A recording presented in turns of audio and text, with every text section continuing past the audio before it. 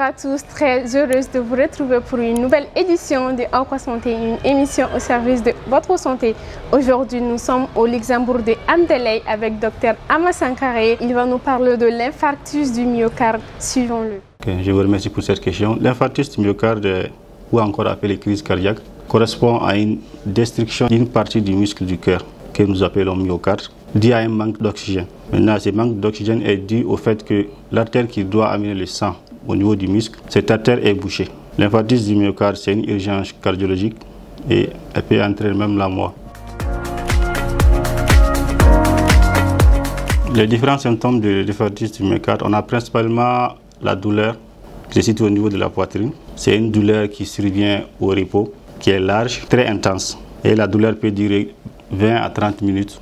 Et généralement, ce n'est pas calmé par la prise des analgésiques que nous connaissons. À plus de la douleur, chez les diabétiques et chez certaines personnes, nous pouvons avoir aussi l'essoufflement ou les palpitations. Il y a d'autres signes, mais essentiellement, c'est la douleur. Comme je le disais, la douleur, c'est pris généralement au niveau de la poitrine, avec ces différentes irradiations. Ça peut se prolonger au niveau de la mâchoire, des bras ou au niveau des épaules. Il y a des formes atypiques. Par exemple, chez les femmes, parfois, au lieu d'avoir la douleur au niveau de la poitrine, on peut avoir au niveau du ventre. Les causes de l'infarctus, on a deux principales causes. On a les causes qu'on appelle les causes artérieuses. Cela comporte tous les facteurs qui peuvent concourir à la l'artériosclérose. Maintenant, on a les facteurs non modifiables qui sont l'âge, l'hérédité, le sexe masculin. On a aussi les facteurs modifiables qui sont le fait de fumer, la tension, le diabète, le stress, l'excès de graisse. Il y a beaucoup de facteurs. Il y a un deuxième groupe aussi qui sont les causes non artérieuses, qui sont les causes congénitales. Dès la naissance, il y a certains qui ont leurs artères qui sont mal formées. Ça peut donner l'infarctus du myocarde. Il y a les causes hématologiques, ceux qui ont les polyglobulies et aussi, ça peut être une cause. Il y a les causes infectieuses, dont l'endocardite infectieuse. Il y a aussi les causes iatrogènes. En cas de chirurgie, par exemple, ou d'un acte, la coronographie peut avoir une dissection coronaire. Oui, ça se soigne. Le résultat même de ce traitement dépend de la prise en charge. Plus cette prise en charge tôt, plus le résultat est bon.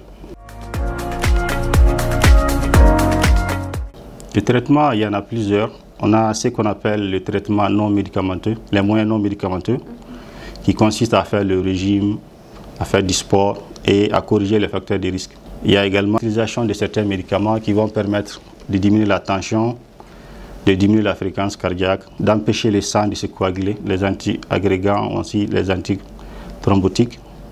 Et il y a aussi les traitements interventionnels qui consistent à déboucher l'artère qui est bouchée en plaçant un stent, un petit ressort qu'on appelle stent. Ce traitement, on appelle l'angioplastie.